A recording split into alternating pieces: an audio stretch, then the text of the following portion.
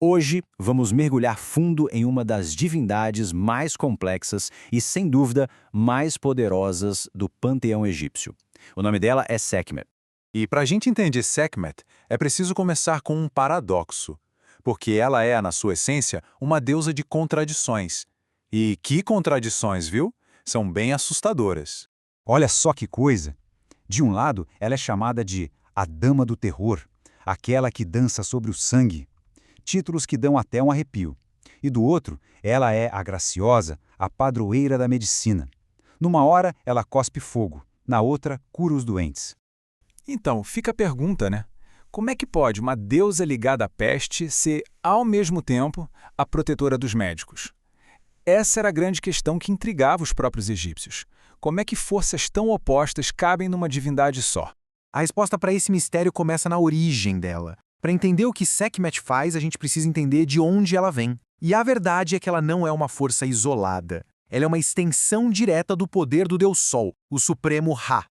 O próprio nome dela, Sekhmet, ou Sahakmat, na pronúncia mais próxima, já entrega o jogo. Significa algo como aquela que é poderosa. E o ponto-chave aqui não é que ela tem poder. Ela é o próprio poder divino manifesto.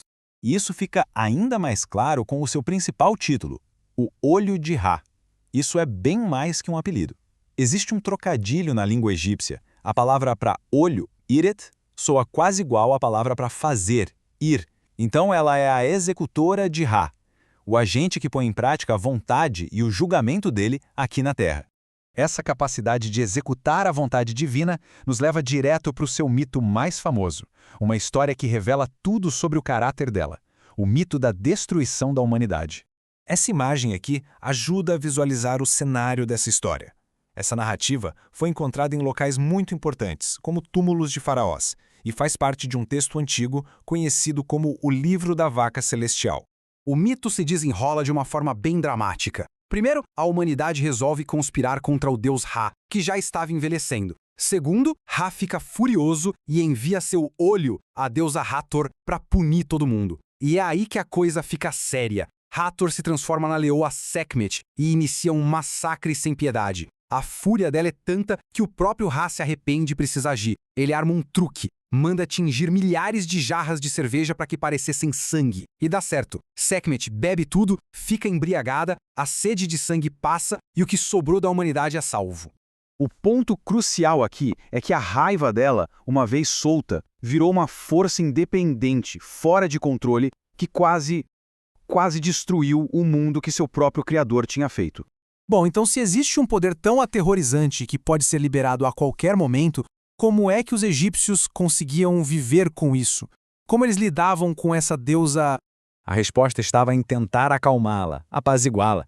E para a gente ter uma dimensão do esforço, olha só esse número, 730. Exato, 730. Esse pode ter sido o número de estátuas que um único faraó, Amenhotep III, mandou esculpir. A ideia era ter uma para amanhã e outra para a noite, para cada dia do ano, no esforço contínuo para curar as doenças dele e ganhar o favor da deusa. E não eram só estátuas. Existia todo um sistema complexo. Os sacerdotes de Sekhmet, por exemplo, também eram médicos que usavam rituais para afastar as doenças. As oferendas muitas vezes recriavam o mito, cerveja e vinho vermelhos para acalmá-la. Havia festivais anuais só para aplacar a raiva dela e evitar pragas. E claro, amuletos e feitiços de proteção com a imagem dela eram usados por todo mundo. O objetivo era sempre o mesmo: canalizar todo aquele poder para proteger e não para destruir. E é aqui que a gente consegue finalmente resolver aquele paradoxo do começo. Sekhmet não era, no fim das contas, uma deusa do caos. Ela era a deusa de uma ordem brutal, sem dúvida, mas necessária. Os atos dela não eram aleatórios. A destruição servia para purificar o mundo da rebelião. A pestilência eliminava os inimigos da ordem. A ira era, na verdade, a própria justiça divina sendo imposta. É como uma febre no corpo. Ela é destrutiva, mas serve para queimar a doença e restaurar a saúde. No final, tudo se conecta a um conceito fundamental no Egito, Ma'at. Ma'at é a verdade, a ordem, o equilíbrio cósmico. E Sekhmet era conhecida como aquela que ama Ma'at e detesta o mal. Ou seja, ela era grande defensora dessa lei universal. Sua violência não era o caos, mas a ferramenta para defender a ordem do universo.